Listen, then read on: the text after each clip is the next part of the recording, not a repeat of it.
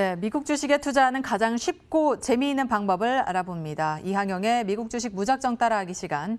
저희 계속해서 MTN 이항영 전문위원님과 함께할 텐데요. 위원님께서 오늘 소개해 주실 주식은 한국에서도 인기가 정말 많은 종목 중 하나입니다. 바로 테슬라죠. 테슬라가 한때 고공행진하면서 천슬라까지 내다봤었는데 요즘은 좀 힘이 없이 축 빠진 모습이에요. 네, 맞습니다.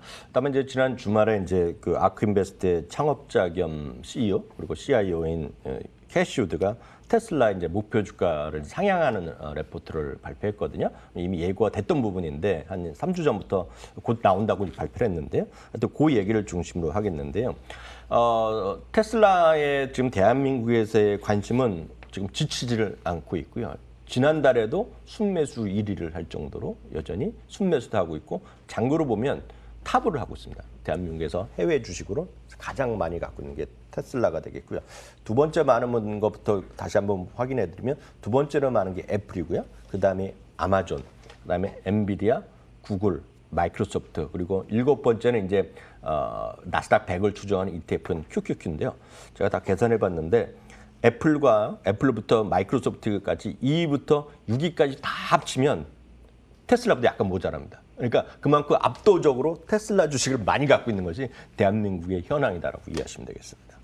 왜 그렇게 테슬라에 열광하는 것인가 우리가 한번 생각해 보게 되는데 아무래도 이 돈나무 언니를 믿고 따라간 분들이 많이 계시지 않을까 싶습니다. 작년에 갑자기 유명 인사가 됐는데 아까도 말씀해 주셨다시피 주말 사이에 이제 테슬라가 2025년까지인가요? 3,000달러 돌파할 수 있다라고 목표 주가를 상당히 높게 제시했는데 과연 그분이 누구신지 이렇게 너무 높은 목표 주가를 제시하니까 믿어도 되는 건지 싶거든요. 그 작년 초에요. 작년 초에 아크인베스트의 운용 자산이 36억 달러였거든요. 그렇지만 현재 이제 500억 달러가 넘습니다. 이게 한때 600억 달러, 650억 달러까지 갔다가 최근에 이제 테슬라 주가 떨어지면서 내려와 있는데 여하튼 현재도 500억 달러입니다. 그래서 1년 사이에 15배, 20개 가까운 돈이 몰려들은 것이 바로 아크인베스트가 되겠는데요. 여기 아크란 게 그거잖아요. 한국말로 하면 방주잖아요. 방주. 네. 그러니까 노아의 방주할 때 그 방주가 되겠죠.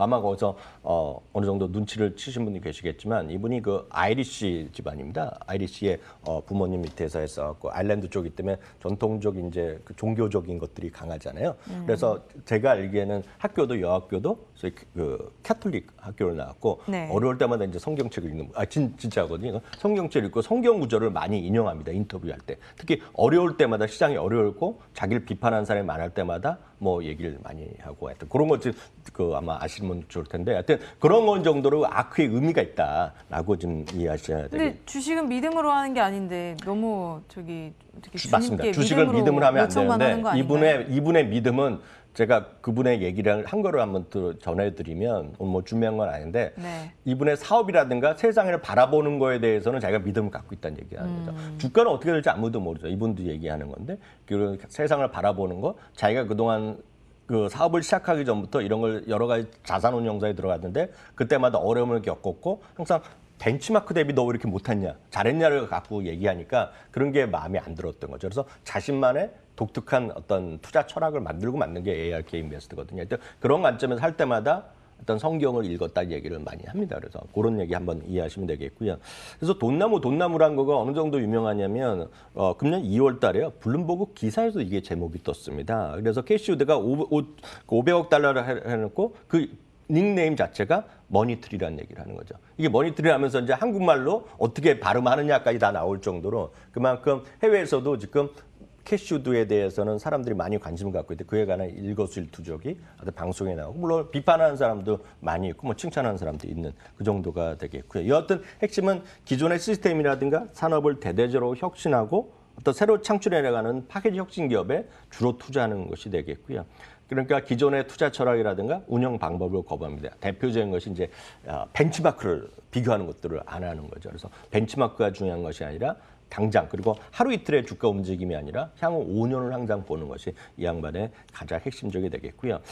캐시우드가 ARK 인베스트의 투자 종목을 선별하는 기준은 너무나 명확하고 아주 단순합니다. 뭐냐면 향후 5년간요. 연평균 15% 수익이 나는 것이 목표입니다. 연평균. 근데 여기서 연평균이 직선으로 가는 것이 아니라 지나고 나면 100%가 가는 거죠. 15%로 5년이면 딱 100%가 조금 더 나거든요. 그러니까 얼마 전에도 이제 그 테슬라에 대해서 얘기하기 전에 주가가 최근에 떨어졌기 때문에 20% 이상 갈 수 있다는 멘트를 했는데 이번에 수치를 보면 30% 이상 올라가야지 그 정도 수치가 나오는 거죠. 그래서 적극적인 포트폴리오를 운영하는 것이 되겠고요. 또 하나 특징이 ETF가 대부분의 특징이지만 100% 투명하게 하겠고요. 모든 것을 철저하게 자신들의 리서치에 대한 믿음을 갖고 합니다. 그리고 모든 리서치는 100% 공개하거든요.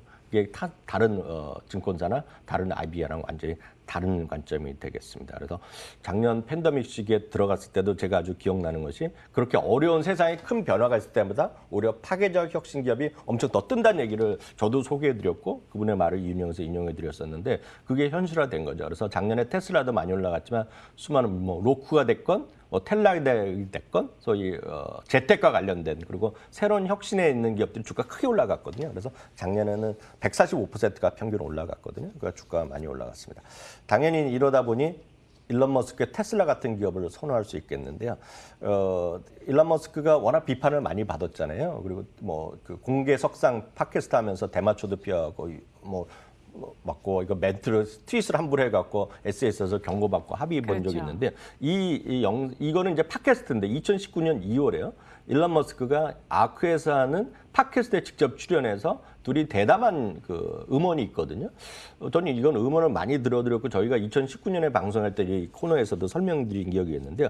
그때부터 하여튼 이 내용을 한번 들어보시면 왜 일론 머스크나 그리고 그 캐시우드가 왜 그런 세상을 꿈꾸고 있는지를 정확하게 이해하실 것 같고요. $3,000에 대한 그림도 사실 여기서부터 모든 것이 출발됐다라고 이해하시면 되겠습니다. 여하튼 ARK가 워낙 인기를 끄다 보니 ARK ETF가 한 5개 있거든요. 그중에 대표적인 것이 저희도 소개해드렸던 ARKK인데요. ARKK가 우리나라에서 모든 해외 주식에서 앞서 테스가 1등이었잖아요. ARK가 10입니다. 10이 지금. 10위. 그러니까 수많은 사람 중에 ARKK를 대한민국에서 갖고 있다라고 이해하시면 되겠습니다. 네. 그런 ARKK를 둔 이 캐시우드 측에서 이번에 $3,000를 제시하면서 이제 화제가 됐잖아요. 네. 어떤 걸 기반으로 $3,000라는 가격을 얻게 됐는지가 궁금하더라고요. 네, 말씀드렸다시피 ARK 모든 자료는 100% 공개되고 여러분들이 소위 구독으로 신청을 하면 가만히 앉아있는데 띵 울리면서 오면 받아보시면 될 정도로 다 오픈되어 있고 저도 그걸 통해서 받아봤는데요. 3월 19일자 레포트 업데이트를 보면 이제 3월 2025년 목표 주가를 $3,000를 제시하고 있고 이제 기본 목표 가격이 되겠고요. 2020년에는 작년이죠. 2024년 목표 주가를 $1,400 제시했었거든요. 그러니까 그 작년에 3월이었는데 그 당시에는 7,000이었죠. 근데 이제 1대5로 이제 분할이 됐기 때문에 지금 기준은 $1,400인데 그러니까 1년 만에 목표 주가를 2배 올려놨습니다. 그림 보여드리면 확률을 보면 50% 내의 확률로는 지금 $3,000 간다는 얘기가 되겠고요. 25%의 확률과 위아래를 보면 $4,000 이상도 갈 수도 있고 $1,500 이하도 갈 수 있다는 것이 이제 목표가 되겠습니다. 가장 핵심적인 것은 그 방법은 몬테칼로 분석법이라는 걸 썼거든요. 그래서 몬테칼로 분석법에 따라서 자기는 3,000, 1,500, 이 $4,000를 제시하고 있다는 것이 큰 틀의 특징이 되겠습니다. 몬테카를로 분석법 처음 들어보는 것 같은데 네. 어떤 건지 자세히 설명해 주시죠. 몬테칼로 시뮬레이션 분석법이라는 걸 여기서 여러 번 많이 얘기했던 건데요. 의사결정자의 개입이 없이요. 객관적인 미래 예측 방법으로 사실 주식뿐만 아니라 일반적인 과학 어프로치에도 많이 쓰고 있는데요. 수많은 변수를 시나리오별로 이제 예측하는 판단법입니다. 그래서 아크 같은 경우에는 34개의 변수를 4만 개의 시뮬레이션을 통해서 이제 분석을 했다라고 알려드리고 있고요. 작년과 달리요, 자동차 보험 서비스를 좀 늘어났고요. 사람이 운전하는 공유 서비스 있죠. 그러니까 다시 말씀드리면 공유 서비스를 하는데 100% 자율주행이 아니라 사람이 운전하는 것들 여기에 이제 들어가 있겠고요. 또 100% 완전 자율의 성공 가능성을 5년 내 가능성을 작년에는 40%였다라면 이제 50%까지 올린 정도가 기본적인 전제 조건이자 의미가 되겠습니다. 일단 향후 매출에 따라서 또 테슬라의 주가 크게 영향을 받을 것 같은데요. 테슬라 같은 경우에는 완전 자율주행도 예고를 하고 있기 때문에 구체적으로 그 케이스별로 어느 네. 정도의 매출이 나오고 또 그렇게 되면 뭐 우리가 어느 정도 수준의 테슬라의 그 성장성을 점칠 수 있는지 분석 내용을 좀 자세하게 소개해 주시죠. 네, 아시다시피 작년에 이제 50만 대 매출을 했거든요. 근데 이제 2025년에는 정상적인 관점에서 보면 이제 그 최소 500만 대에서요. 가장 강했을 경우에는 이제 5천만 대를 1,000만 대를 생산할 수 있다는 얘기를 하고 있습니다. 그래서 평균 판매 가격은 이제 지금보다 좀 낮아지는 그런 거로 얘기를 하고 있고요. 큰 틀에서 보면 이제 보험 매출이 작년에는 하나도 포함되지 않았는데요. 이번에는 보험 매출이 각각 230억 달러와 600억 달러까지 늘어날 수 있다는 얘기를 하고 있고요.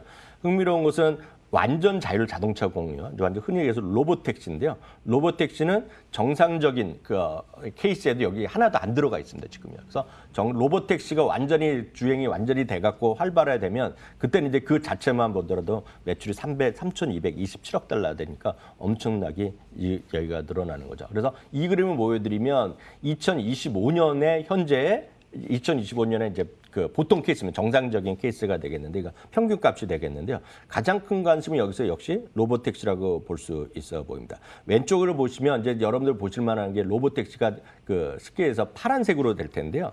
파란색 보랏빛이 거죠? 되겠는데요. 네네. 기본적으로 매출에서는 한 3분의 1 정도 차지한다는 것이 되겠고요.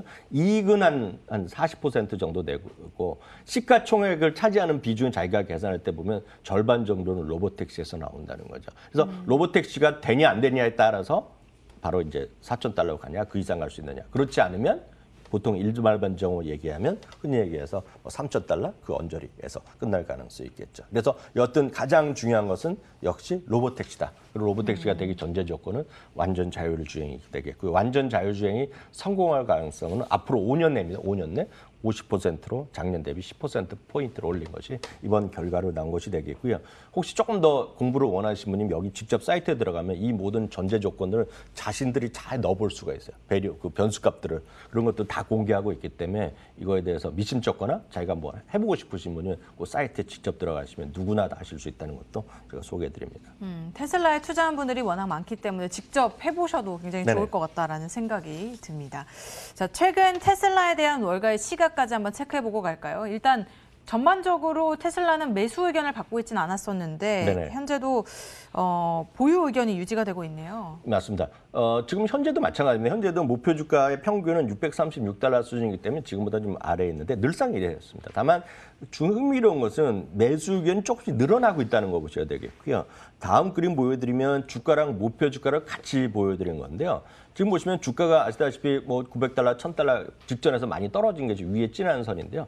목표 주가는 꾸준히 올라가고 있거든요. 그래서 무슨 얘기냐면 목표 주가 올라갈 정도로 많은 사람들이 의견이 바뀌고 있습니다. 다만 여기에 핵심은 말씀드렸다시피 여기가 핵심은 기존 자동차가 아니라 소프트웨어입니다. 소프트웨어. 소프트웨어라는 건 결국은 자율주행에 대한 기능이 되겠죠. 최근에 들었지만 그렇지만 사고 나고 뭐 뒤에 없어지고 뭐 이런 거 많이 사고 나고 사망사고 난 거 보셨잖아요. 그래서 그런 것도 있지만 이건 장기적인 게임인데 이걸 보는 사람들은 바로 소프트웨어 때문에 지금 이걸 평가를 하고 있다라고 보셔야 되겠고, 여튼 장기적으로 보시는 분들은 정말 이걸 진짜 좋아서 하시는 분들은 오늘 이 캐시우드 자료를 다시 한번 꼼꼼히 한번 직접 한번 보시기를 강추드리겠습니다. 네, 오늘 테슬라에 관련해서 살펴봤는데요. 자율주행 기술, 이 소프트웨어의 힘을 입어서 테슬라가 앞으로도 고공행진 흐름을 이어갈 수 있을지 계속해서 지켜보셔야겠습니다.